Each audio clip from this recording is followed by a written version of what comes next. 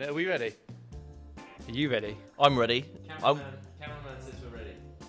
I'm waiting for the big intro. Go on, George. Well, now we just need to talk for a bit until I feel ready to do it. Yeah, that was a lot of pressure, actually. No worries. Sorry.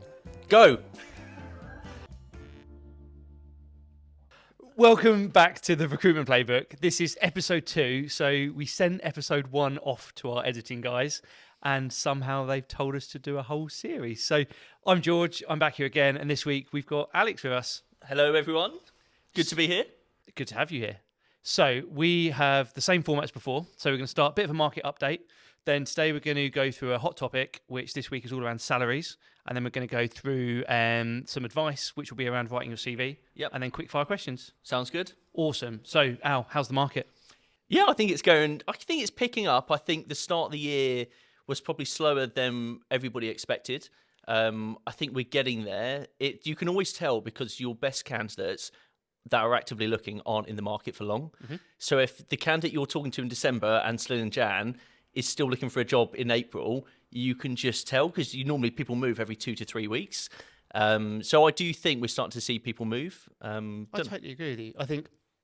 I think people are starting to. I've heard a lot of, actually, I'm struggling. I've been looking for 2 months, 3 months, however long that may be. Yeah. People now are starting to get jobs more quickly. Is that the right phrase? Yeah. More quicker. Go with that. Yeah. Quicker than they were getting them before. I think in terms of types of role, I've seen a massive shift this week, and it's really hard to go week by week. Yeah. FP&A roles are going mad. Yeah, definitely. We're getting so many of them. So from a perm perspective, what are clients looking for in FP&A? I think it's data. Mm-hmm. Like the words that were getting thrown around last year, and it's still being thrown around, is Power BI, SQL, data analysis. A lot of companies have loads and loads of information, but what are they doing with it? They know what they want out of it, but no one has the time, especially a finance director or a head of commercial finance, to sit there and weed through that.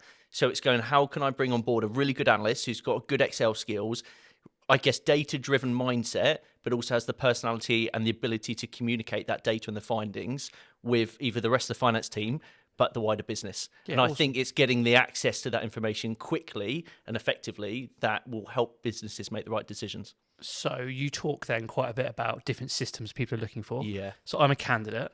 I'm what people would call a very good candidate. First time passes. I'm 3 years post-qualified and I've done FP&A roles since then. Yep. There's a company I really want to work for, but they are insistent on having Power BI as a system. I haven't used it before. Yep. How do I get around that? I think it's really hard. I think you can definitely do online courses. Mm-hmm. I think a lot of the time it just, if you're in the company at the right time, obviously it helps. I think Excel skills or anything that's linked to Excel is always going to be needed. Even though we go, you remember those companies you used to work with and they go, everything we do is on a million spreadsheets. It's all over Excels. We've got a system, but no one uses it. The people that do use it don't use it correctly. And it's just a minefield.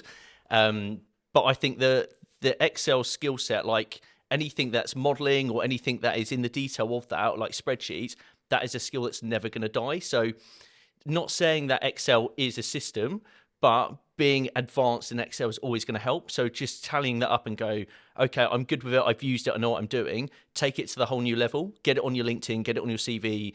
Be confident talking about it if you are interviewing. Give examples of what you've done. I think there's an element of just being proactive. Mm-hmm. The fact if you went to an interview and go, okay, I'm good with Excel. I've done X, Y, and Z, but I haven't done this before. So 2 months ago, I took this online course. Now I know this, this, and this. As a hiring manager, you go, well, I assume they would go, that's brilliant. The fact you've taken that initiative to go and learn that says a lot about you and your character. 100%. And we talked last week about the 70-30 rule with hiring managers. Yeah. And actually it's what parts of this job are complete prerequisites. And I do think it's quite rare that a system like Power BI, someone goes, you must have done this previously if you tick every other box for us. So I don't think it's the be-all and end-all. But then again, that's like every job you work, there's a wish list, right? Of course, yeah. So a client will always go, we use Power BI, we need them to do this, and there's a long list. And realistically, you've got to go to set your expectations. You're never going to get this. What can you flex on? We're obviously focused on getting everything you need. If the Power BI, if it is an FP&A analyst role and it's a company that has loads of data, I do understand why you need someone who knows that because that's probably going to be 60, 70% of what they're doing. But on the flip side, you can't rule out a great candidate because they haven't used the system before. How many people go into a new company and learn a new system? It just takes time, right? Yeah, for sure. So interim wise, Yeah. we've had loads of, I say loads, we've had a spluttering of FP&A role this week, which has been more than we have had recently.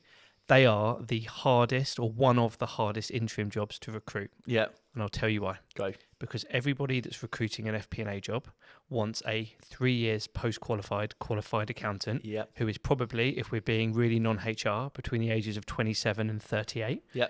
And those people don't generally exist on the interim market. Yeah. So we talk to everyone about there being 3 types of interims. There's people who are struggling to get a permanent job.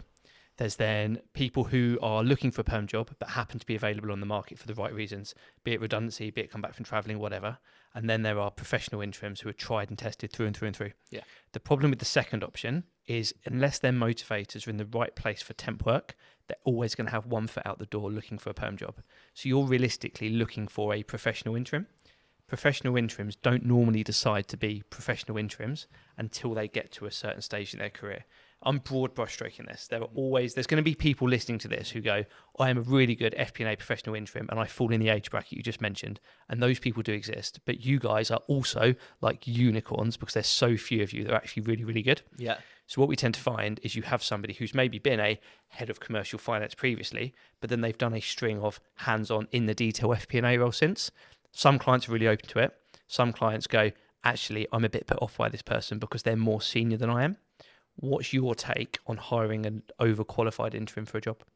I think you've got to come at it from the right angle. I think if you need someone to come on board and deliver and come into the business 6 months, 9 months, 12 months, it's a project, it's an assignment, it's someone's gone on mat leave, whatever it may be, I need them for a short space of time to come in and deliver or manage the workflow. It's getting someone who's been there and done it before, as long as they're happy. And I think a lot of the career interims that you're referring to, a lot of them are happy and they label themselves as like, I'm a hands-on, been there and done it, but I come in 6 months, 12 months, and I do this. This is what I've done in my last 6 assignments. Those people there are the people where it's peace of mind for the hiring manager, but also the rest of the team, because you then got that additional experience that's coming in. Yeah, they can do the A, B, and C of what you need them to do, but imagine the additional value they're going to add when they're in the business. Don't look at it as a threat, I would say. A lot of hiring managers will go, but I'm a head of commercial finance. This person's got more experience than me. They're not there to replace you. They're there to help you.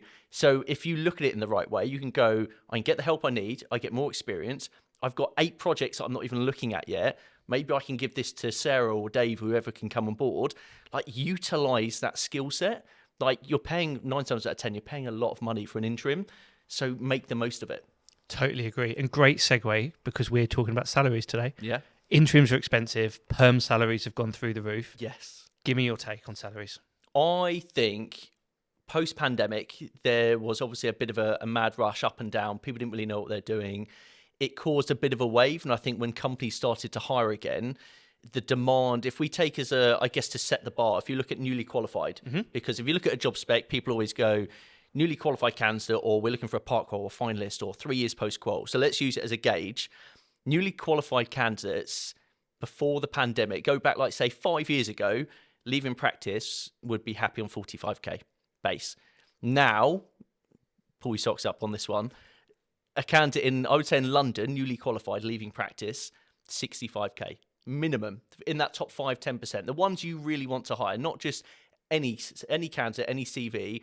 The ones you interview 5 and you go, that candidate there, they're the best by far. I want to make them an offer. They'd be 65k.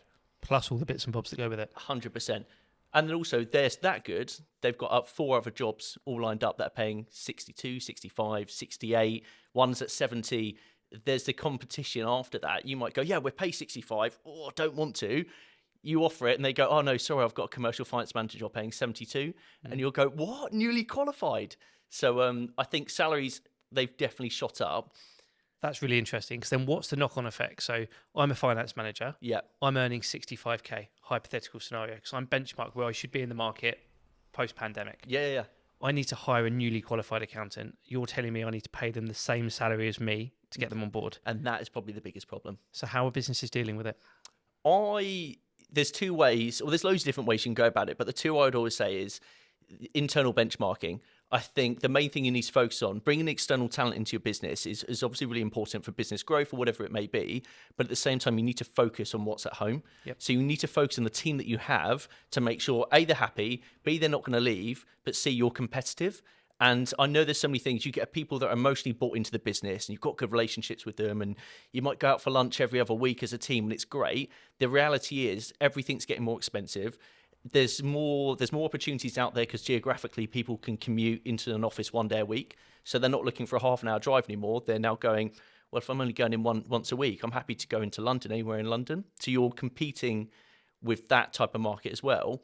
But I would say, like in terms of that salary piece, you need to pay your internal team and you need to pay them well and make sure that you're benchmarking externally.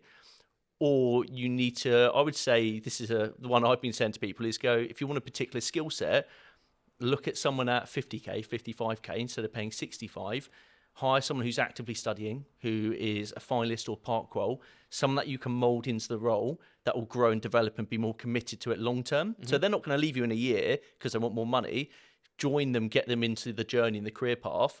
You're then in budget and you can mold them, grow them into the team. Yeah, 100%. I think really good. So there are 3 key jobs I always think in a finance team that kind of dictate these weird bandings in the salary. Yeah. The most entry person in the team.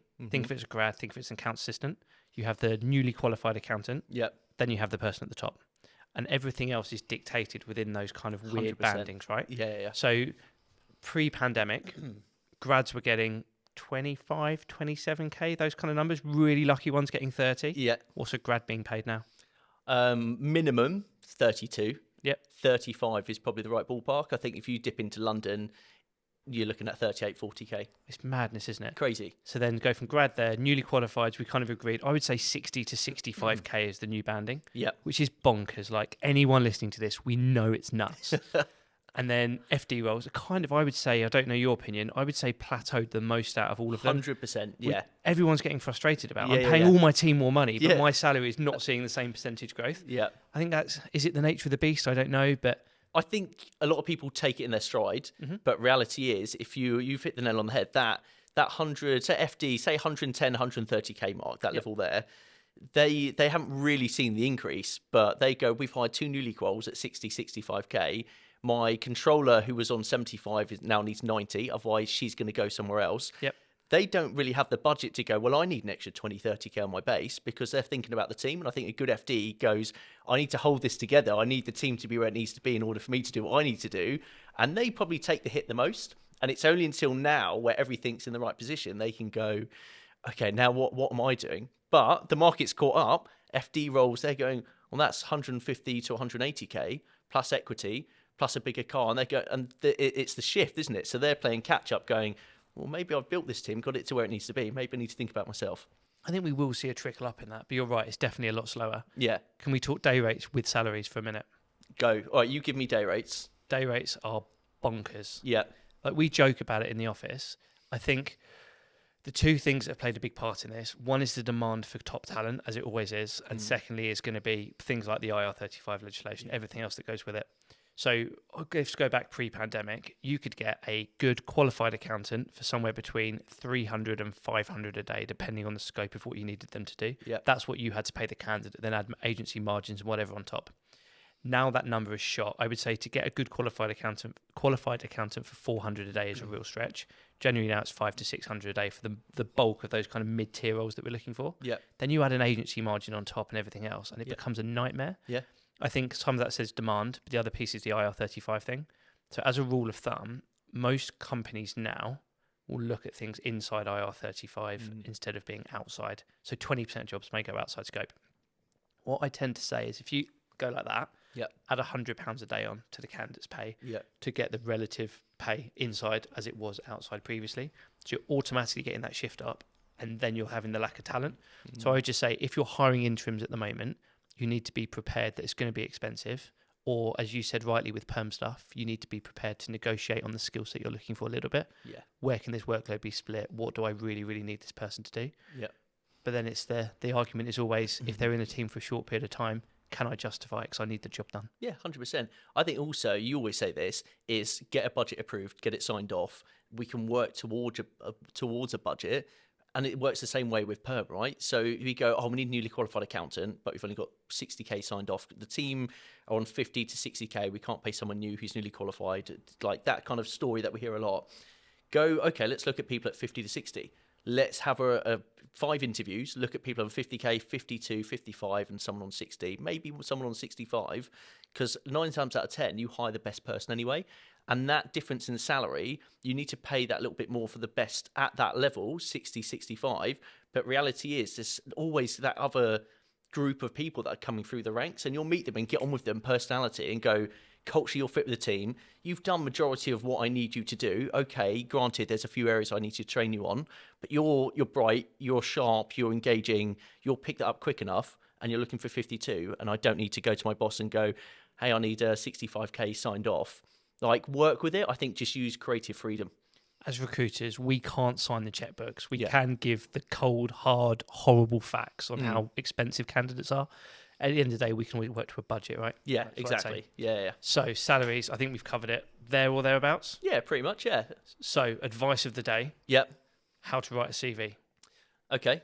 The question that we probably get asked as much as, how do I prepare for an interview? Yeah. And how is the market? Yeah. Top 3 tips?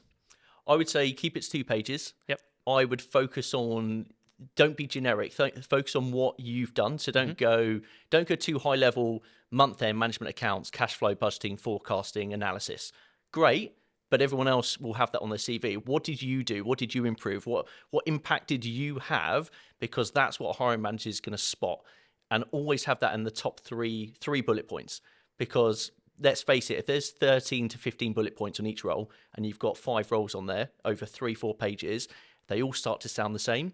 So the first 3 bullet points, if it's got that immediate impact where you go, implement a new FP&A reporting system where I saved X amount or reduced time by this amount, people are going to go, we can utilize that type of experience. So already you're on a win.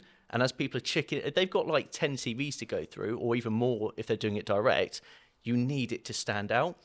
I think you've touched on it there massively. I think as salespeople, it's really easy to go, I made this much revenue for the business. Yeah. As a finance person, generally speaking, it's going to be some kind of cost-saving initiative that you're doing. Yeah. So it's then quantifying that saving. How much time did you save by implementing a new month-end process? Yeah. How much money did you bring back into the business? I found £1 million of unclaimed VAT. Yeah. Awesome. Write that £1 million number on your CV. Yeah. If you can't write it as a number, write it as a percentage, would be my take. 100%. Another really important one is when your CV is a ticket to get an interview that gets you a job. So you have to write your CV in a way that if you get that interview, they're going to be going, okay, you had this on your CV. You mentioned you spoke about this. They're going to ask you questions 9 times out of 10 about your experience relating to your CV.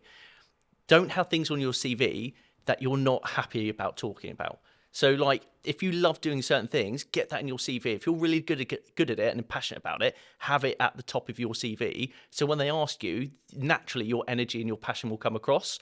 Whereas if you have the dull things that, okay, you've done it, and we all know there are dull and mundane tasks in every job that you need to do, don't have them at the top of your CV. Don't talk about that 80, 90% of what it is, because you don't want to talk about that. And they get that vibe in the interview. For sure. Hypothetical scenario. Yeah. I am an 8 years post-qualified accountant. Yep. I've always had really commercial roles for 6 of those years.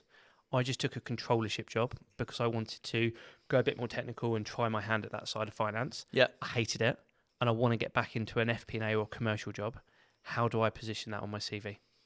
Easier with interim, of course, because you can dart from contract to contract. I think permanent, focus on what you've done, because it's always good. I think you can go at it from a positive outlook of, I've done, like you said, I've done all the commercial, done the FP&A. Now I want to get a flavour for what the core technical control elements are. It's the journey. So you could either go, I've done this for a reason, and I'm looking to move forwards with a broader breadth of knowledge, or you go and highlight what is closely linked to the commercial piece. So even though you're doing a controllership role, essentially there's still elements in there of business partnering. Like, you're still going to have an operational overview of the finance function. So it's the wording, I would say, that you use in your CV. Don't make out it's something it's not. Obviously, never lie in your CV, but it's the way it's written. And also when you get the interview, it's the way you articulate it. So you just have to think a little bit harder. I always think as well, draw attention to the jobs that you want to draw attention to. Yeah. So if you've got 2 pages to highlight your 15-year career history, in reality, nobody cares what you did past 5 or 7 years ago. Mm. So use 1 3/4 pages to highlight that. Yeah. And actually, if you've had a blip for 2 years, just think of it spatially. Have it as a really small part on your CV. Use 1/4 of a page. Then use that bottom half a page to say, I did this big FP&A job and this is what I did. Yeah. Because then from a drawing your eye perspective, it's always going to be on page 1. Yeah. I think the biggest mistake is when people put that job onto page 2. Yeah. No, great advice. And I think that comes into play with like the first paragraph. Determined, ambitious, like all those buzzwords that come in the first 2-3 lines. And I work well on my own. Yeah, it's like, but also as part of a team. Yeah. Like that's the other thing. It's like, it's great to have it on there. And if you just left that blank, it would look weird. But it's like you said, it's highlighting what do you want to be doing? What have you done? But make what you want to be doing stand out there. I would say my biggest incompetency as a recruiter is not reading people's personal statements. Yeah, Because if we look at 100 CVs a day, 96 of them are exactly the same. of course. Yeah. I think the biggest complaint I have from clients, genuinely, is them going, there's 3 spelling mistakes in that personal paragraph. And I have to go, I'm really sorry. Yeah. I didn't read it. Or- And that's so bad, but it just shows how much I care about that bit because every single one of them's the same. But you are right. And I think, I remember it was a couple of months ago, a CV went across and I think the first line, it said, brilliant attention to detail. And I think the word attention was spelt wrong. And it just goes to show, just from that, the hiring manager went, have you seen this? Like, kind of laughing at it a little bit, going, how can you get that wrong in the first couple of lines? I know. That's on us as well. Yeah, But let's of not course. tell them Yeah. that. Okay, cool. Interim CVs. Yeah. Do you want me to go or are you on it? No, you do it. You're Mr. Interim. Interim CVs are so hard because if I'm a professional interim and I have had 25 interim jobs back to back, how do I condense that to 2 pages? Most interim CVs are probably 3 or 4. Yeah. The best written ones are still 2 pages. Everyone has a different take on it. My personal view is I would have a job heading which says 2005 to 2024 professional contractor. I would then say something to the effect of the roles that I've taken use the following skill sets. And I would take it as one big job and I would write down like a job description, like you always do on your CV. This is what I do. Yeah. Then have my key achievements. This is what I did. And these are the best things across these 20 years of experience that I did. Yeah. You can then have a timeline on the back page which says date, company, job title, which just shows the continuity of how you're in work. Everyone's story is going to be a bit different, and the amount of interim stuff that you've done will always dictate how you write this. Yeah. If you've done 3 interim assignments and then you had a 10-year perm history beforehand, you could, for example, have the 3 interim assignments laid out on page 1, Yeah. have your perm history on page 2. But I think it's play to what your own story is, but don't be afraid to condense it a little bit if you need to. Yeah. And I think that's it. And I think with interim, it's so different because I think a lot of it comes from the relationship that you have with a recruiter. How many times a job will come in and automatically on that meeting, you're thinking about candidates that you're talking to that you know are finishing up their assignments or finished last week. So 9 times out of 10, I think that new FP&A job that we're working back in the last week, even in that you come off that meeting, you're like, I know, I won't say who they are, but there was 2 candidates that finished up the week before. So already you're going, right, I want to present maybe 3 to 5 of my best interims. You've already got 2 just from the top of your head. And I think the CV is great and it backs them, but a lot of the time it's coming back to, here's a quick list of what I've done. What's the role? What do you need me to do? Let me just quickly tweak my CV because that's what I've been doing. George, here we go, here's my new CV. And you go, I can vouch for this candidate. It's worked for me 2 or 3 times before. Here's a CV. And 9 times out of 10, a hiring manager will go, oh, CV looks great. Yeah, but if you say they're great, I'll meet them. I'll take your word for it. So, final point on CVs. Should I rewrite my CV for every job that I'm applying for? I think if you've got the time to do it, do you know what? It depends on the level, if I'm honest. I think if you're an FC looking for your first FD job and you're applying to one FD job every 2 weeks and you've got time to do it, I think yes, if I'm really honest. I think because at that level, you don't want it to be too generic, and every FD job or a senior job, they're always looking for something. It's not just, can you come in, manage a team, manage the month-end process, and do stat accounts and work with the auditors. There's so much more to it. So you want to make sure there's enough flavour on that CV that catches the eye when a recruiter or hiring manager or a talent team is going through 500 CVs. So I think everyone's busy. Yeah. People don't have time. People hear that and go, that's a great idea. But actually, I'm working 12 hours a day. I've got 3 kids at home and I haven't I would slept. say tweak it, not rewrite it. That's my advice. I think you should have a model CV. Yeah. Because generally speaking, you are going for you should at least generally be going for a similar job each time.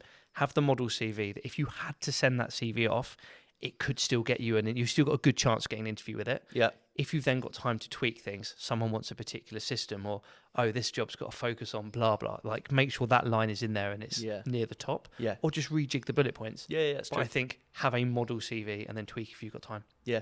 No, good advice. So, quick fire questions. Go, go, go. We need them from our lovely production team. Where's the big top hat? You used to have a massive top hat with all the questions in it. Do you remember? And at one time you pulled out a dove and it flew across, and I caught the question. Do I need to repeat that to the mic? Yes, please. Sanjay asks, how do I benchmark my own salary? I think there's salary guides online. I think look on Glassdoor. I think go on job boards and have a look at what they're advertised for and what they're paying. And I would also speak to a really good recruiter. So I think a recruiter will give you live information on the market. Going back to what I just said about salary guides, maybe take that one out, if I'm honest. Now I think about it, because if you look at a salary guide, 9 times out of 10, newly qualified accountant, no, we keep bouncing back to that, but newly qualified accountant, if you have a look, it will probably say anything between 48k and 67,500. And you go, great, okay, but that is such a broad bracket. If it said 62 to 65 and a half, you probably go, oh, no, I'm a bit light. So yeah, maybe speak to a good recruiter, understand the market, what type of jobs are out there, what they're paying, and then just understand if you're in the right space. Perfect. Do you need a covering letter for interim roles? Absolutely not. Don't do it. It was quick fire. That is quick. My next one's just going to be a yes or no response. Send me a DM if you want to know the long answer. Simon wants to know, Alex specifically, what conditioner do you use? No, I'm not answering that question. I don't even know. I just pick up whatever's in the shower. Herbal essences. Yeah. I don't have an hour and a half hair routine every 2 days. I do. Who told you that? Who did tell them that? No, seriously, who told you that? It was Paddy. What is a We Do workshop? A We Do workshop is a time where we get a group of really good, like-minded people together who want to know about a particular subject matter or a particular topic, and we flesh it out around a round table. Yep. And we'll give you a coffee and a bottle of water. And if you don't like it, don't come again. But hopefully, it'll be quite good fun. Yeah, I think also they're quite brutal, aren't they? It's the real insight. It's the stuff that genuinely you don't want to hear. Yeah. And what I mean by that is we don't fluff it. Yeah. Al, how many recruiters should you register with? I used to say work with a recruiter exclusively, but being honest, and the older I've got, I think if you're actively in the market, let's be honest, every recruiter has different relationships. And if you look at all of our relationships, or say 90% of the relationships we have, we work with that business on an exclusive basis. So that means another recruiter won't get our jobs, but that's obviously happening somewhere else. So people will probably say, oh, you shouldn't say that. But reality is, if you're a good candidate, you need to follow the jobs. But what I would suggest is don't work with 5 to 10 different recruiters. Your emails will get blocked up. You'll be misled. You'll be pulled left, right, and centre. I think work with maybe 2, maybe 3. Start with 3. See how it goes week by week. If one's there picking up the phone, coming back to you, giving you advice, giving you relevant jobs, you're going to edge closer to that one naturally. And who knows, like after a few years or a few jobs working with one recruiter, a lot of people go, I just come to you. How many candidates do you have that go, well, I just come to you, I tell you what I need, and within a couple of weeks, I've got a new job? So thank you so much. If you want to have any questions answered, please just send them to us either individually to our LinkedIn profiles or email them through to hello@wedorecruitment.com.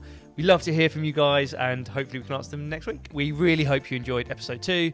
Next week, Paddy's back. What? Sorry, mate. Sure about that? We're going to be yeah, I know. Have you got time? We are going to be discussing whether you should use your LinkedIn for business or pleasure or both, and how you can not look like a wally online. Sounds good. Oh, please like, subscribe, share, Apple, Spotify, LinkedIn, all of the above. Bye. Bye.